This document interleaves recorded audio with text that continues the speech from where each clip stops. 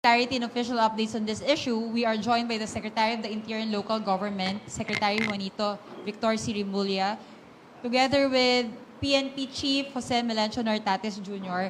and spokesperson PNP PIO Alan Reyco. With that, to formally commence our briefing, may we now call on the SILG for his opening statement. Magandang hapon po sa inyo lahat. Gusto lang ko po linawin na bago tayo mag-umpisa na hindi po ako tatanggap ng mga tanong pagkatapos ito dahil may isa po akong meeting dito. Pagkatapos ng malinaw na pag-iisip at pakikinig sa ilang mga eksperto tungkol sa bagay na to, ay meron kaming mga bagay na gustong linawin.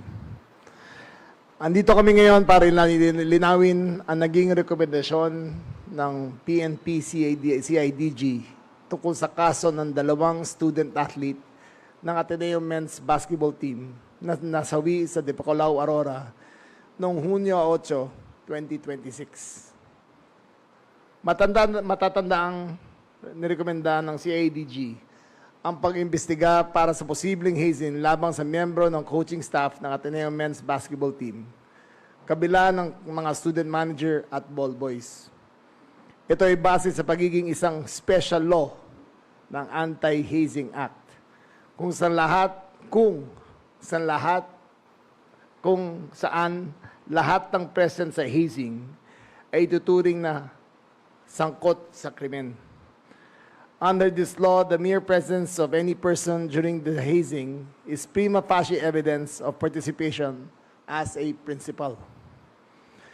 Bagamat ito ang aming naging rekomendasyon, maari na ring maalis sa listahan ng kakasuhan ang ilang mga kasama sa aktibidad, lalo kung mapakita na hindi nila alam ang masamang layon nito. Maari ring gawing testigo, imbis na akusado ng Department of Justice ang mga student manager at ball boy. Ang pinakamahalaga sa amin ay mapanagot ang siyang mga nagplano at sinadyang pahirapan ang mga student athletes. Kaya aming rekomendasyon na kasuhan at litisin ang coaches ng Ateneo Men's Basketball Team, lalo na ang head coach nito na si Tab Baldwin. Mahalaga rin na mas masusi ang pag-imbestigahan ng DOJ ang maiisalang-alang ang posibleng responsibilidad ng pamunuan ng Ateneo de Manila University sa ilalim ng anti-hazing law. Sa ilalim ng batas, may tungkulin silang tumayo in loco parentis bilang magulang o sa ngalan ng mga magulang ng mga estudyante.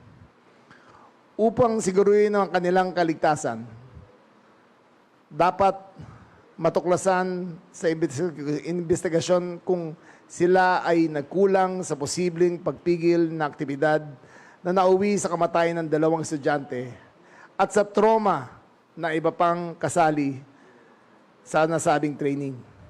Ang mga batang ito ay miyembro ng Ateneo at pangalan nito ang kanilang daladala. Pangalan na tungkulin ng universidad na pangalagaan. Kaugnay dito, aming nililinaw na walang ibang student athlete ang nakitaan dahilan upang maging respondent sa kasong aming nirerekomenda. Sila ay pawang mga biktima rin na marahas na training na naganap. Sa huli, hindi lamang ito usapan ng pananagutang legal. Ang trahedyang naganap ay nag-iwan at matagal na mag-iiwan ng pinsala sa lahat ng estudyanteng naroon sa insidente. At ito ay dapat bigyan pansin lalo na ng pamunuan ng Ateneo. Higit pa rito, ito ay nagbubukas rin ng mas malaking usapan tungkol kung paano natin mapapanatiling payapa at ligtas ang ating mga eskwelahan mula sa lahat ng uri ng hazing at ibang pang-aabuso sa ilalim ng batas. Maraming salamat po. With that, thank you very much. Thank you very much.